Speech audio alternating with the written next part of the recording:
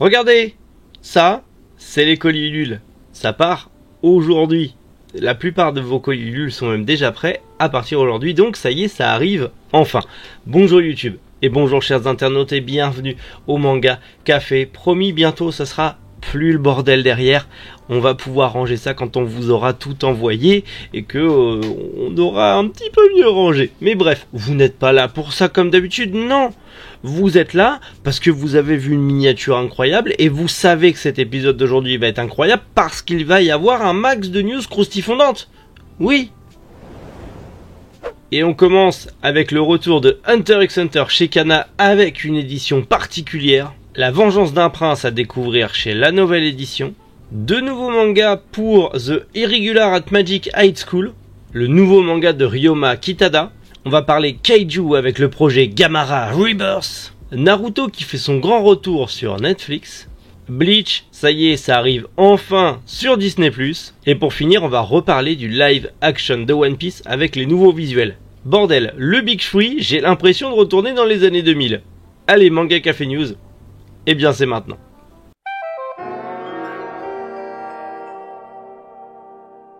Une bonne nouvelle. Hunter x Hunter, vous savez, enfin va sortir le tome 37. Oui, ça y est. Après 4 ans d'attente avec le tome 36, le tome 37 arrive le 3 mars chez Kana. Et en plus de ça, les premiers tirages, en tout cas le premier tirage, aura le droit à une jaquette brillante, pailletée, comme ça a été le cas récemment chez Glénat avec One Piece. Tant qu'à faire, ils sont pas fous, ils vont faire pareil, ça marche bien. Donc, du coup, si vous achetez Day One, et je vous conseille de le prendre Day One parce qu'avec les scalpers on sait jamais, le 3 mars, ce tome 37 de Hunter x Hunter, vous aurez la jaquette brillante exclusive. Il n'y a pas d'augmentation de prix, c'est 6,95 le tome. Normalement,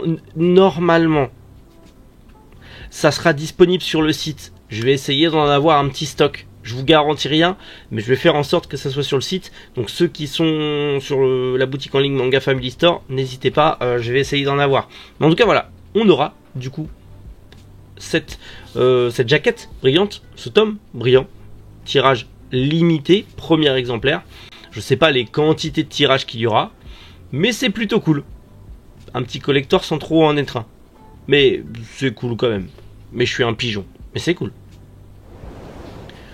On va parler light novel, c'est assez rare, mais on va parler de light novel, et notamment de la nouvelle édition qui accueille un nouveau roman dans son catalogue, La vengeance d'un prince, qui est de la dark fantasy. C'est un one-shot qui est sorti en 2020 au Japon, ça a été écrit par Nico et illustré par Suzunosuke, et en gros, on va y suivre un prince qui a tout perdu. Le royaume ennemi lui a détruit sa vie et il va tout faire pour se venger. Comment va-t-il faire pour se venger? Vous le découvrirez dans La vengeance d'un prince, dans ce petit one-shot. Je sais potentiellement qu'il n'y a pas forcément de gros lecteurs de light novel. Moi, je l'ai découvert que très récemment.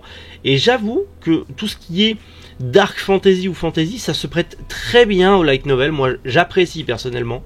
On en a quelques-uns. C'est plutôt pas mal. C'est sûr que c'est pas du Eragon ou des gros trucs Chevalier d'Émeraude et compagnie. Mais c'est sympa. Et celui-là, le titre me tente bien. Dark fantasy. On va voir ce que ça va donner. En tout cas, comme je vous l'ai dit, ça arrive en 2023 chez la nouvelle édition.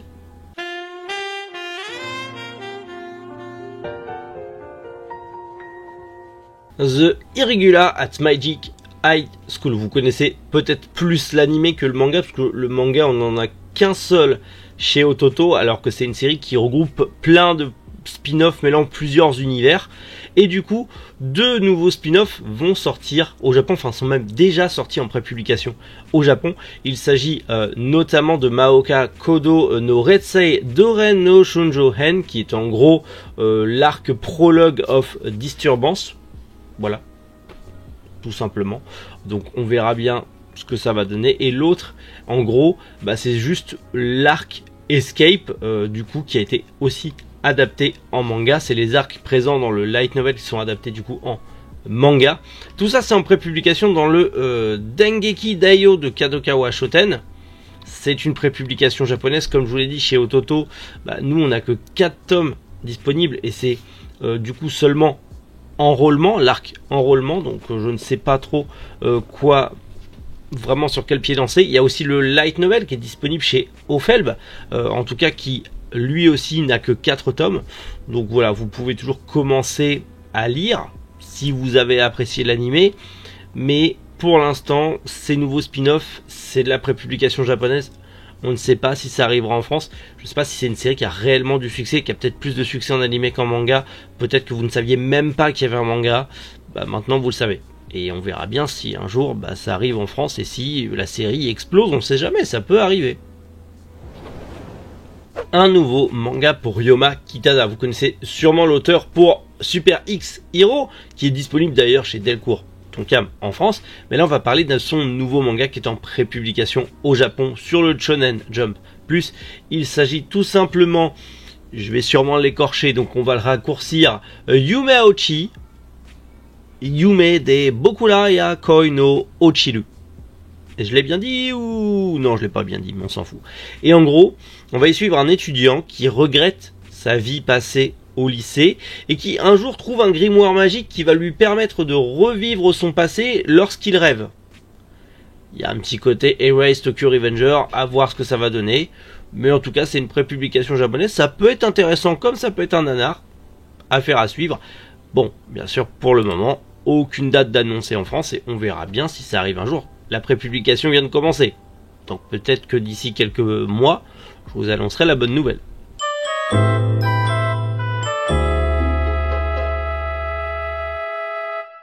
Une nouvelle qui fait vraiment plaisir. Vous aimez les films de kaiju? Est-ce que vous aimez les adaptations animées de kaiju? Il y en a pas mal sur Netflix et franchement, c'est pépite quand on aime le genre. Eh bien, Netflix vient justement d'annoncer l'arrivée de Gamora Rebirth. Et en plus, on a une bande-annonce qui m'a l'air, ma foi, extrêmement sympathique. On va pas se mentir. Où en gros, Gamora va affronter 5 autres kaiju. Rien que ça. On va retrouver notre grosse tortue qui va faire la bagarre avec d'autres kaiju. C'est beaucoup trop bien. C'est beaucoup trop bien, on est d'accord. Donc, du coup, ça arrive en 6 épisodes sur Netflix. D'ailleurs, il me semble que c'est pas encore dispo. Je sais pas quand est-ce que c'est dispo. C'est juste la bande-annonce qui est sortie. Vous voyez, je sais même plus les dates. Je regarde, mais je ne sais même plus les dates. Par contre, on a un visuel. Wow. Gamora versus 5 kaiju. Les gars, ça va être un truc de malade mental. J'ai vraiment hâte de voir ça. Franchement, les animés de kaiju sont trop bien sur Netflix. Allez les voir si vous savez pas quoi mater, parce que ça vaut vraiment le coup. Et quand j'aurai une date, bien sûr, comptez sur moi pour en reparler.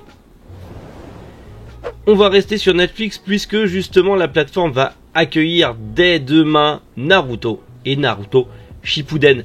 Depuis le 31 décembre dernier, ça avait disparu, eh bien ça revient. Magie, en même temps, c'est une grosse force de visionnage, Naruto. Donc, ils remettent Naruto et Naruto Shippuden à partir du 1er février 2023. C'est plutôt cool. Pour ceux qui n'ont pas fini de regarder l'animé ou qui ne l'ont pas encore vu ou qui veulent se le remater par nostalgie, ou tout comme moi le faire découvrir à leurs enfants parce qu'ils arrêtent pas de faire des Kamehameha partout dans la maison, mais ils ont raison, c'est trop bien les Kamehameha. Donc voilà, c'est plutôt cool, c'est une bonne nouvelle. C'est le retour du Big Three, j'ai l'impression que on n'arrivera pas à le détrôner. Parce qu'en parlant de Big Three, la transition incroyable, Bleach, ça y est, enfin, ça arrive sur Disney+. Il était temps. Alors déjà, bon, ça me fait un peu marrer, on va en reparler.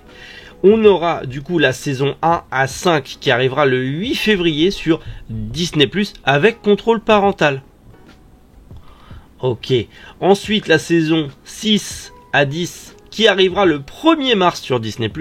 Ça vous laisse le temps de regarder les précédentes saisons. Et pour finir, on aura la saison 11 à 16, certaines saisons vous pouvez les skip parce que ça vaut pas le coup, ainsi que Thousand Your Blood Wars qui arrive le 29 mars. Donc tout ça, ça arrivera. On aura enfin la complète de Bleach sur Disney Plus le 29 mars. Voilà, alors par contre, avec contrôle parental, c'est Bleach, l'animé de base comparé au manga, il est déjà censuré à l'extrême. Ça va. Il y a un contrôle parental. Il me semble pas qu'il y a un contrôle parental pour pour Tokyo Revengers sur Disney Plus ou pour Cannibal. Je ne crois pas, corrigez-moi dans les commentaires, je ne crois pas qu'il y ait un contrôle parental. Je trouve ça con, préciser un contrôle parental. Ça va, c'est Bleach, c'est pas non plus Bible Black Magic. Ouais, j'ai sorti la pire référence obscure de Derrière les fagots. Et je viens de dire Derrière les fagots alors que plus personne dit ça. C'est le retour des années 2000. Incroyable. Quitte à parler des années 2000, bah autant parler l'un des nôtres du troisième larron du Big Three, One Piece. Oui, vous le savez, Netflix, encore eux, vont faire justement, eh bien tout simplement l'adaptation live action de One Piece. Et on a justement les premières images, vous l'avez vu, celle de la couverture, qui donne plutôt bien envie. Et surtout, celle-ci, voilà, en 2023, mettez les voiles, One Piece seulement sur Netflix. Écoutez, on va voir ce que ça va donner. Personnellement, je suis assez curieux parce que, oui, je l'avais dit dans une vidéo, le Cowboy Bebop, c'est pas du Cowboy Bebop, mais c'était une bonne série malgré tout, elle était assez agréable, malgré 2-3 petits détails, la série était plutôt cool, mais c'est pas du vrai Cowboy Bebop, mais c'était cool, c'était stylé, il y avait un truc, et ça m'aurait pas dérangé que ça continue. Là, vu le fric qu'ils ont mis, est-ce qu'ils vont faire la même chose en mode on arrête au bout d'une saison 1 parce que ça marche pas? Ils sont doués pour ça, Netflix. On verra. On n'espère pas, et on espère surtout que ça sera une très très bonne. En tout cas, un très bon truc, parce que je pense qu'on va aller au moins jusqu'à Arlong Park. En tout cas, on va aller au moins jusqu'au Baratie. Et ça va être incroyable. Je veux dire, les débuts de One Piece sont ouf. Et voir ça en live action avec les technologies d'aujourd'hui, je suis très curieux de voir ça, même si j'ai un petit peu peur que ça soit nul. Je pense que ce sera un petit plaisir coupable, même si c'est nanardesque. Parce que c'est One Piece. Et la nostalgie. Et qu'on est des gros blaireaux de la nostalgie, mais c'est pas grave. Bon, écoutez, voilà. Petit manga café news. Et manga café news, mais à la fois assez intéressant. Vous l'avez vu, les colis Ulule, ça part, ne vous inquiétez pas. Vous allez bientôt recevoir vos colis. C'est trop bien, je suis trop content. Ça a été trop bien, une très belle expérience. Le site internet marche très bien, c'est génial. Merci à tous pour vos retours, merci à ceux qui ont aidé à corriger les bugs avec l'équipe technique. Vous êtes des amours, j'ai la meilleure communauté au monde. Alors tout le monde dit ça, mais moi je le pense vraiment. Vous êtes fous et je vous aime, bordel. Et je vous retrouve demain matin pour un nouvel épisode du Manga Café News avec, je l'espère, d'autant plus de news ultra croustifondante. C'était Méric. Bonjour les internautes.